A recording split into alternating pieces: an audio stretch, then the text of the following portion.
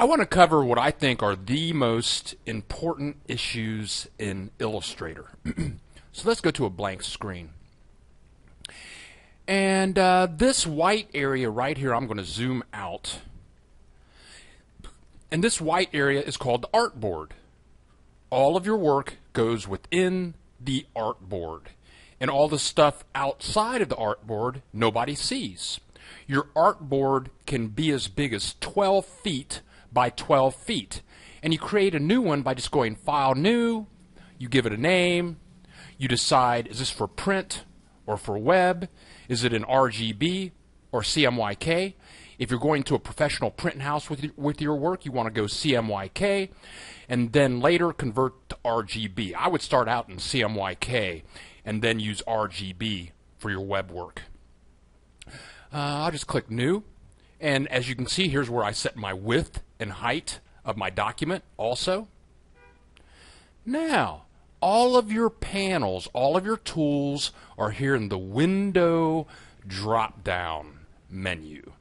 And one panel you're going to want to work with is called the swatch box. That's where all your colors are. And there are colors in here. There are gradients in here. We'll cover those later. You have access to patterns and all kinds of stuff via the swatch box. Notice you can't see very many colors in here. To get more colors, you come down here to your color doohickey and just double click it, and this thing opens up. And if I click red, and I can just drag around and change color. You can see the color changing over here.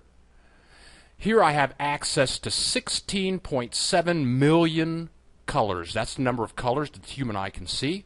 So I can choose a color, and you can see the color reflected right over here. And if I want to put that color in my swatch box, I can just drag it right into the swatch box. Or I can click the New Swatch button right here and give it a name, My New Color. I click OK, and there it is. So there's your swatch box. And now let's get into some very basic things. Here I have a rectangle tool, rounded rectangle, oval tool, star tool. But I'm just going to make a rectangle. And notice down here, in the front I have fill color, and over here I have stroke color. Fill and stroke, very important. And let's open Mr. Stroke panel. I'm going to go Windows Stroke. And I can get more information from most panels by double clicking the name of the panel, but here I just need the stroke weight.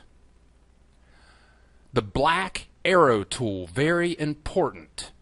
If you want to affect something, you have to select something. The black arrow tool. So I can click the black arrow tool and I can increase my stroke. And down here I can bring my stroke to the front and I can change the color of the stroke. And if I bring my fill to the front, I can change the color of my fill.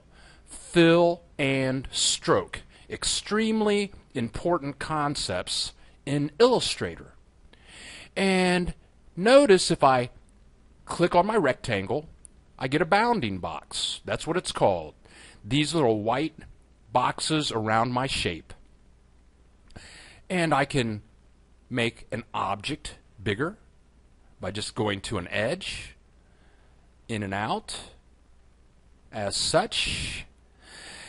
And let's say I want to make another object. It comes in with the same fill and stroke, and I can click my black arrow tool, click this shape. My fill is in front here. So I change the fill, I can change the stroke, go to my stroke width and reduce my stroke width. And the bounding box might get in your way. So you can go to the View drop-down menu and go Hide Bounding Box, and then it goes away. So there's fill, stroke, color, swatch box, adding colors. I might want to get rid of the stroke. To get rid of the stroke, I click the none sign right here. I bring the stroke to the front. No stroke. Or I can select this object. I have the black arrow tool selected. I select the object. Maybe I want to get rid of the fill. I bring the fill to the front and I click the none button. And now I have no stroke here, no fill there. So fill, stroke, color are very important, but also let's zoom in on this thing. Here we have this blue line is called a path, and these little blue squares are called anchor points. The black arrow tool is used to select the entire object. But with the white arrow tool, I can click on an anchor point, and notice this one is blue, meaning that it's selected, and these are white, meaning that they are not selected. And these anchor points, I can drag them around with the white arrow tool to change the shape of any object. So now I double click the hand tool, I zoom out, I can see my entire page. And I would say those are the big 5 things in Illustrator.